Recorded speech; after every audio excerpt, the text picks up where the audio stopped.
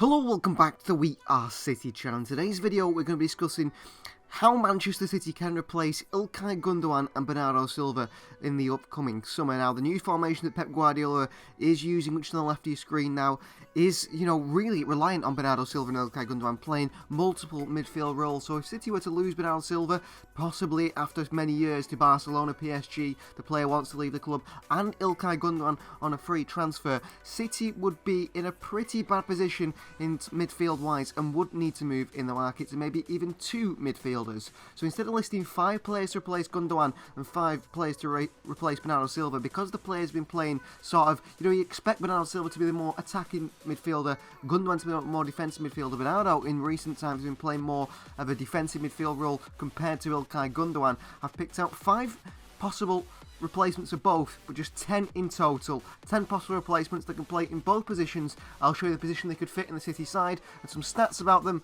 and also some little information that you guys might find. So let's get right into number 1. So my number 1 option is a player who's been heavily linked with Manchester City, and that is Jude Bellingham. Now, I am going to have players in this video that are either, I think, realistic possible signs for Manchester City or players that have been linked with Manchester City. No Pedri, no Gavi, no Fede Valverde, no Toni Kroos in this video. Top midfielders that I do not think will leave their club. So starting with Jude Bellingham, 19 years old, the English Borussia Dortmund midfielder. I think he is and must be Manchester City's top target. Fabrizio Romano has mentioned him time and time again here as a possible target for Manchester City, and so is David Ornstein.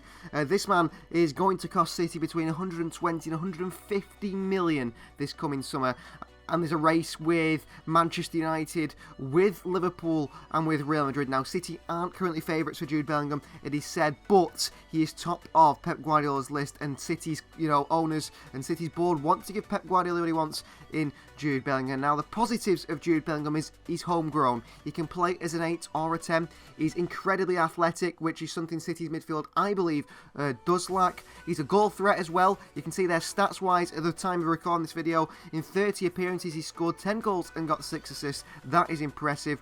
And his mentality is really good for a player his age. He seems to be pretty much a leader on the pitch, doesn't he? As well as off it, captain for Borussia Dortmund at only 19 years of age. And potential's a big thing with Jude Bellingham. He's got bags and bags of potential to be someone who can be one of the best players in the world in his position. That is something that really does probably stand out to Pep Guardiola, Manchester City, and also having English talent at an English club. Now, on the left-hand side, you can see the formation that Manchester City currently are playing, the 3-2-4-1, Haaland the striker position, Grealish on the left, Mahrez on the right, the 3 in the back, which is a full-back that tucks in and one that tucks into midfield, or sometimes in Bernardo's case, just stays in midfield.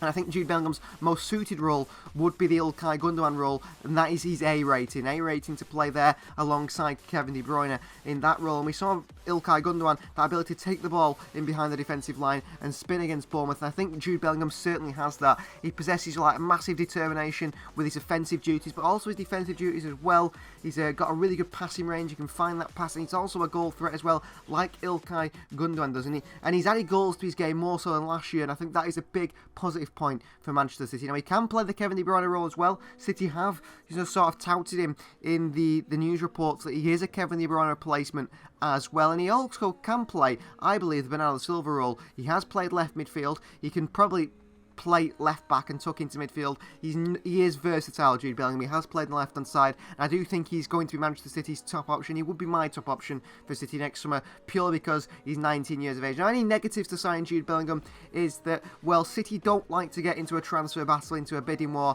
and they might be with Jude Bellingham because a lot of clubs are interested, and I think the price tag would really take away from any other positions. If City are looking to sign a second midfielder, then Jude Bellingham's going to cost so much that might just take off City's transfer budget. So that's one to look at with Jude Bellingham, but he's my number 1 option, and I'm sure he's City's number 1 option going into the transfer window to replace either Bernardo Silva or Ilkay Gundogan. So number 2 on my list is Declan Rice, the 24-year-old West Ham United man, captain of West Ham, so another leader here. He's going to cost between 85 and 120 million predicted, and at the time of recording this video, 30 games so far this season, 2 goals and 3 assists. So he's not the offensive player that Jude Bellingham player is, he's more defensive Declan Rice. And some points to Declan Rice that are very much positives are, he's homegrown, he had to City's homegrown status, he can play as an 8 or a 6. Again, like Bellingham, I believe he's very athletic and powerful. And something that the City have signalled out with Bellingham is, with Declan Rice, sorry, is not that he can play as just a defensive midfielder, he can play as a forward-thinking 8 player as well, and that is something that stands out to City. Now, he's got good Premier League experience, he's played for a Premier League in many years, which is a positive point for City. We think that he wouldn't take so long to adapt the team. He's got a brilliant passing range, and one of the biggest things is he's a leader, and I think City's dressing room certainly needs more leaders. Now, where would he fit in at Manchester City, rather, and the way we play at the moment? Well, I think his best position would be the Rodri role. And you guys, when we've put out community posts talking about City interested in Declan Rice, which is supposedly are interested in Declan Rice, you guys have said, well, why sign Rice? Because he's not going to play. You know, Rodri will start ahead of him. Well, Rodri's playing a lot of football, so Rice's best position might be a backup to Rodri, but I think he certainly can play alongside Rodri in that role that we see Bernardo Silva play. Personally, I think he could suit that role really well, and instead of, you know, tactically dropping into the left-back role, maybe Declan Rice or Rodri can drop into the centre-back role and then push Ake and Walker wide from the centre-back roles into the full-back position. Maybe that is a video we do in the future on the tactical astuteness of Declan Rice and how he would fit at Manchester City, but it would let Rodri drop into the centre-back role, or Declan Rice himself. I think he really does allow Pep's tactical back shape, you know, with the 3 and the 2, and he can also play as a centre-back as well. He started his career as a centre-back, and I remember him playing against Manchester City at the Etihad as a centre-back many years ago. Now, he's played alongside Calvin Phillips for England in a really good run in the Euros a few years ago, so what's to say that he can't play alongside Phillips in the City midfield or alongside Rodri in the City midfield? I think Rice is really high up on City's list of possible signs. I think City see him as a player with a really high ceiling, and not many better in his position in the Premier League, I think, and the fact that he can play as a 6 or an 8, his versatility to play in the midfield is certainly a plus point for Manchester City. And looking at Gundogan and Bernardo Silva, a more defensive-minded player with an ability to pick a pass in the attacking phase. Now, my third favourite to sign in my ideas after Jude Bellingham and Declan Rice would be another Englishman in James Maddison. I think he would perfectly fit what Manchester City are lacking at the moment in midfield if he was to replace Gundogan or Bernardo Silva. So he's number 3 in my list. The 26-year-old Leicester City player is going to cost around 40 to 60 million, which I think is one of the massive positives in signing James Maddison. Now, in 19 games, he scored 9 goals and 5 assists, and he's a massive, massive goal threat. And I think that is my other biggest plus point with James Maddison. So he's homegrown, he's going to add to the Manchester City homegrown quota. He can play as an 8 or a 10. I think he's technically very gifted. He's a set-piece taker, which causes goal threat from set pieces for City. He's a goal threat in general from range or in the box. He does find attacking positions. He does score goals. He could take that burden off Erling Haaland, scoring every single goal for Manchester City. He's certainly Premier League proven, and he's very forward thinking, and he has that sort of Kevin De Bruyne quality to want to add goals to the game at all times, want to add goals to the midfield. He wants to always look for a forward pass, and something City haven't got at the moment in Bernardo Silva and Gundogan is 2 players who look at any opportunity to play Erling Haaland in behind. They don't do that. They really don't do that. They tend to pick the pass sideways before going through to Haaland. James Maddison, as much as you might think he's not Manchester City quality, he will provide multiple chances for Erling Haaland. I am certainly sure of that, because with Maddison, the ability to shoot from long range, teams will want to close him down, and he wants to look forward for that pass. He will look for Haaland at every opportunity. Now, for Manchester City, assistant coach Juan Malio wrote a few little pieces for The Athletic over the World Cup, and one of his favourite players was James Maddison. I think that is probably why City are scouting him. He's incredibly forward thinking, and the fact that he's out of contract in only 18 months time or so means that he would come in at around 40 to 60 million.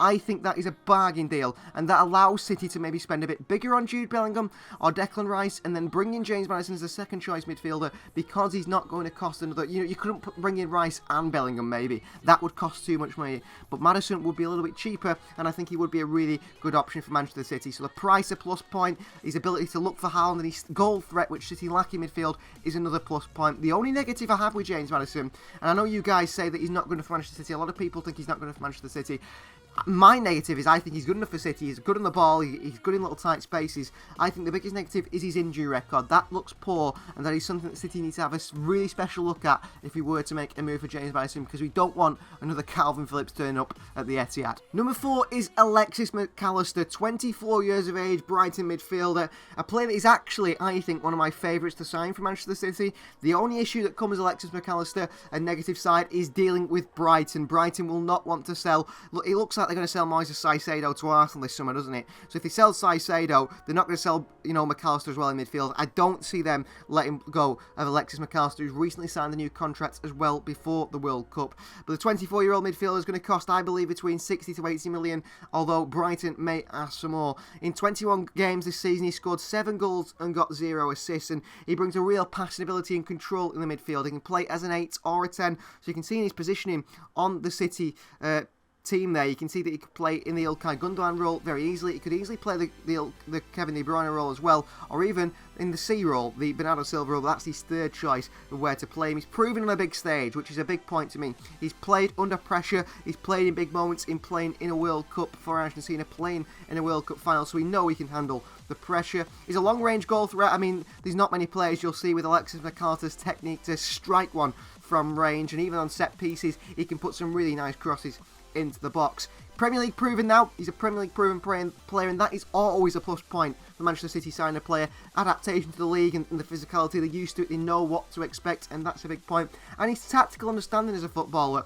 I think, really sticks out. We've seen him playing many different roles for Brighton and for Argentina. Argentina plays a much more forward role, but for Brighton plays a deeper role alongside Moises Caicedo, a more Ilkay Gundogan style position, and I think that has really showed Alexis McAllister's ability. He's box to box, he can get up and down, and his danger, I think, from long range makes teams not want to sit deep and closing down, which creates the pockets of space in behind, and his control that he adds to a game is fantastic. I think just the only issue with McAllister is that despite his, real fitting towards this Manchester City midfield and the quality he brings that really complement Manchester City's midfield, is the price tag is perhaps negotiating with Brighton. I think that is the one negative in the deal, and I think which would really detriment a deal happening, and which is why I think it won't happen, but he's a realistic City target, and I think City are very interested in Alexis McAllister for the coming summer. So the halfway point of this video now, and halfway through our possible signs for Manchester City in the midfield the coming summer, and we're into number 5 with Wolves' midfielder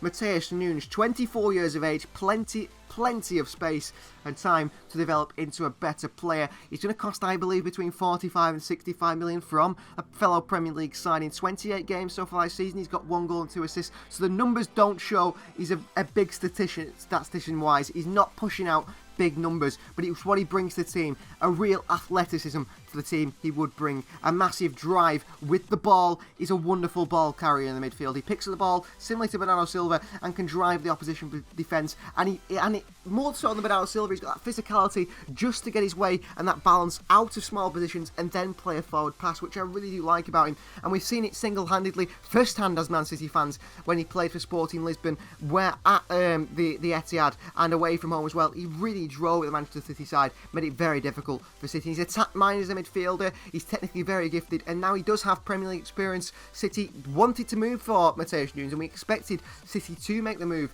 for him. I believe that he was probably City's number 1 choice to replace Bernardo Silva if Bernardo would have left last summer.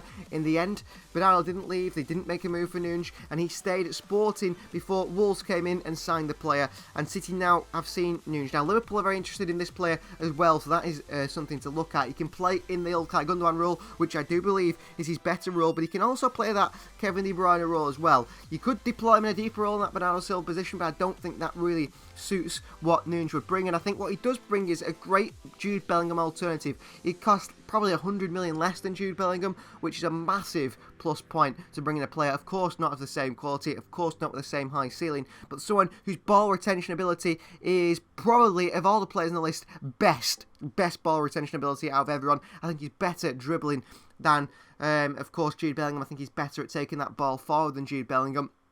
His passing range, his all-roundedness might not be the same quality as Jude Bellingham, but I think actually on the ball, dribbling, driving the opposition defence, something City maybe like in midfield, I don't think there's many better than Matheus Nunes, and I think he would be behind City's list if they were to miss out on Jude Bellingham. And the big point is Pep Guardiola is a massive fan of this man. Now, one of the negatives is he hasn't really proved himself so much at Wolves. He's had moments of brilliance and moments of not, but I think surrounded by better players at Manchester City, surrounded by so many good players, I think that will be his chance to shine, and that is why he is number 5, pretty high up on my list of players I think City should go for next summer. So number 6 position, and pretty low down this list, which you guys might pick out as a travesty. Why is he so low down this list? Well, a few reasons. One is that he seems like an unrealistic signing, but the contract situation at Chelsea for Chelsea's Mason Mount does mean that Liverpool, Manchester United and City will be all over Mason Mount. I do believe they'll all be all over Mason Mount if he doesn't start this contract situation, which it looks like is likely he won't do. I personally think if he's going anywhere from Chelsea, he will be Liverpool. But a 24-year-old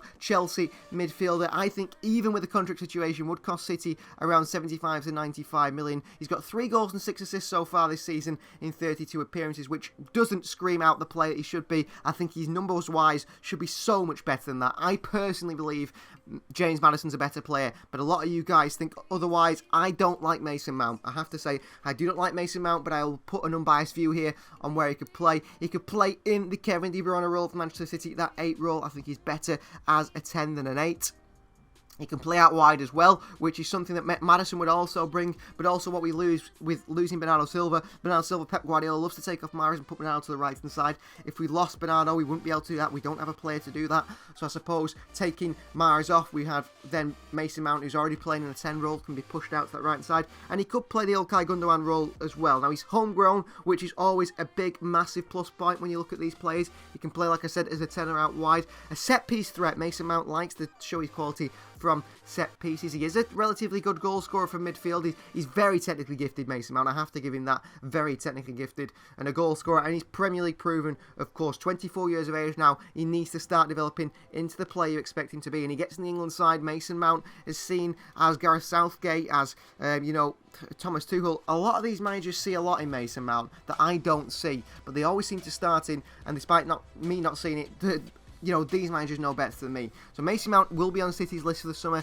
if that contract situation continues like this, but I've dropped him down to 6 because I don't think it's going to happen. I do think in the end he'll sign a new contract to City, and I just don't think he would fit Manchester City. I think he isn't the right player for City for whatever reason, but you guys seem to be big fans of him. A lot of managers seem to be big fans of him, and he just might be the one moving to Manchester come the summer. So we get into territory now in our last few options that are sort of outside the players that have been linked to Manchester City and more wild card options in my mind. Players that aren't heavily linked but I think could be a good deal for City. Starting off with the number 7 on our list, it's 25-year-old Leicester midfielder Youri Tielemans. And the big one is the cost of a transfer for Tielemans this summer will be absolutely nothing.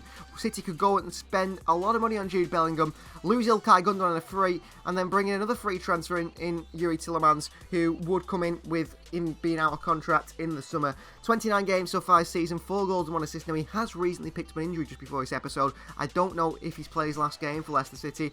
He's got a good Kevin De Bruyne connection, I think, which is a big, big sign for me. Belgian international, knows De Bruyne well, can play as an 8 or a 6, which is what we're losing in Ilkay Gundogan. A long-range threat, he scores some absolute screamers, does Tielemans. I remember, some specific ones, one against Manchester United, one in the FA Cup against Chelsea. The guy is brilliant, and he can control the tempo of the game, something we would lose in Ilkay Gundogan, something that, of all the players in the list here, I think ALEXIS, McAllister, and maybe Jude Bellingham, McAllister more is the only ones that bring that tempo control to the City team, which maybe Rodri does, but Ilkay Gundogan does so well, and I know Youri Tielemans as a footballer can do that. He's Premier League proven now, he's played in the Premier League for a long time and shown his quality, and the big plus point for me with Tielemans is a free transfer. He can play in the Gundogan role, which I think is the main role for him, but he also can play in the Rodri role a bit deeper, and the Bernardo Silva role as well as a third choice option for Youri Tielemans in the City side. I think just the fact that he's available on a free transfer, I think if it gets towards sort of the latter stage of the window and City haven't been able to pick up an ALEXIS, McAllister, an Enzo Fernandez has gone to Chelsea, but a Jude Bellingham or Declan Rice, you know, Matthias Nunes and so on, James Maddison, City might just look at Youri Tielemans and say, you know what, on a free transfer, just to get a body in there, just to get someone who's Premier League proven and of high enough quality to play on the City side, as a very tidy, solid player, Youri Tielemans would be on that list for Manchester City. Coming at number 8 is a player that's not been linked with City at all, but a player that the more I watch, the more I think he could be fantastic for City. It is AMADOU ONANA, 21-year-old Everton midfielder, signed from Lille in the summer for around 30 million.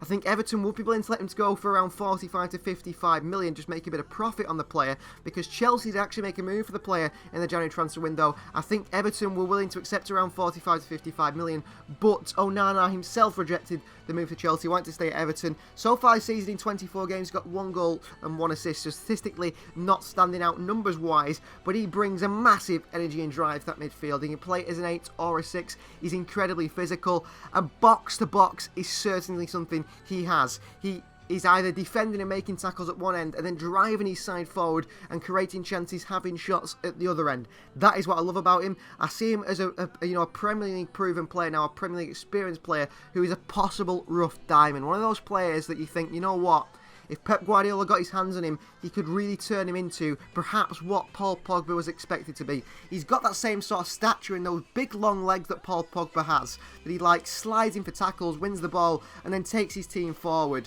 And that is something that we haven't seen from any players. I think it's a very rare sort of ability to have in a midfielder, but Andre Onana really does have that. He's defensively effective, offensively effective, wonderful in the ball retention, can turn out little small spaces and pick a pass, and he loves a tackle as well. He brings everything towards that City midfield that City perhaps are lacking. Someone who'd really complement Rodri, I do believe. So he could play in that Gundogan role in the 8, has defensive responsibility, but also the ability, freedom to go forward and pick a pass. He could play in the Rodri role as well for City, seen as a defensive midfielder when he first came to the Premier League playing at Lille, but I do think he's a much more of a box-to-box midfielder. And City were interested in Paul Pogba last summer. They wanted to bring him in a free transfer. Pogba said no, because he didn't want to sort of upset the Manchester United fans. In the end, it worked out in City's favour. I mean, Pogba, at the time of this recording, still yet to make an appearance, a competitive appearance for Juventus due to injury. 16 days without an actual ball kicked at Juventus, so City dodged a bullet there. But Andre Onana does bring that, perhaps what Pep Guardiola was looking for in the summer, something a bit different to his midfield,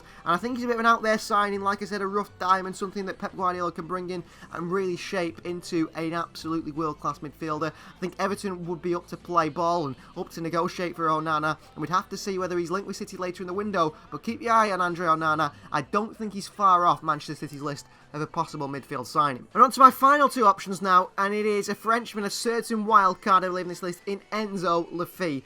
Number 9 in our list, the 23-year-old from Lorient.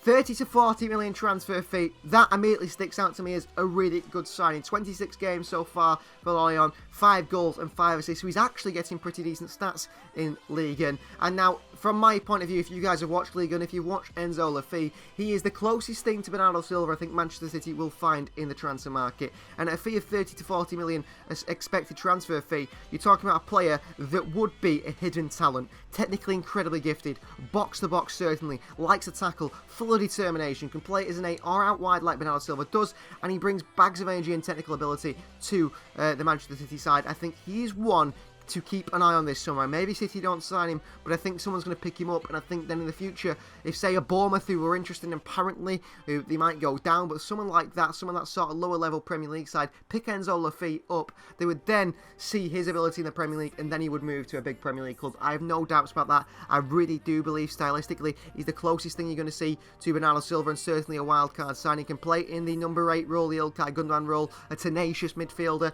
who can pick a pass, who's great on the ball, a real hard worker. He can play out wide right as well, and he can also play in the Kevin De Bruyne role. He's one to keep your eye on. He is one who I think is certainly just so good. When you watch him, he's the closest thing I've seen to Bernardo Silva. When you think of all that stuff that Bernardo Silva brings to City's midfield, guile, determination, technical ability, on the ball ability, just running at oppositions constantly, ENZO Lafay would bring that to City. Keep your eye on him. Go and watch some videos. Go and watch some highlights, because you might just get swayed in my position as well, where you think, you know what, I want that man to replace Bernardo Silva. He is fantastic, and he is a real hidden talent. And the final player on my list, and my least favourite player to sign, is Adrien Rabiot of Juventus. Once played for Manchester City many years ago as a 14-year-old in the City youth system.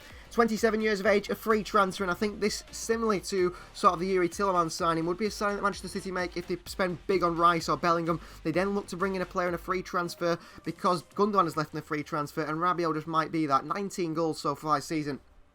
4 goals and 2 assists in all competitions for Juventus. He's very aggressive. He can play as an 8 or a 6, so he brings what Ilkay Gundogan has. He's box to box. He wants to defend. He wants to attack as well. He is very hard working as a player, and he is proven on a big stage. He's played in the World Cup for France. He's played in many European tournaments for France, and he's played for Juventus, and they've played in the Champions League as well. A free transfer is the biggest plus point for Adrien Rabiot. He does bring a lot of issues off the field, I think, with his agent, which is his mother, and his attitude, but I think he is one to keep an eye on. He has been sort of linked to Manchester City, not fully. I do think he'll be on the move this summer away from Juventus. I do think there's going to be a Premier League club that picks him up. Manchester United were interested in him last summer, and for around 15-20 million, and the fans really turn their nose up at Adrien Rabiot. But I think when you're looking for a midfielder, when you need someone to come in, and you're looking at a very cheap option, Adrien Rabiot does bring the quality. Like I said, it's the off-field stuff that comes with Adrien Rabiot. He's not amazing, but I do think he's pretty decent, and as a free agent, I think City might look at exploring this deal. Now, City don't like to bring in cheap deals. They like to get the right player for Manchester City,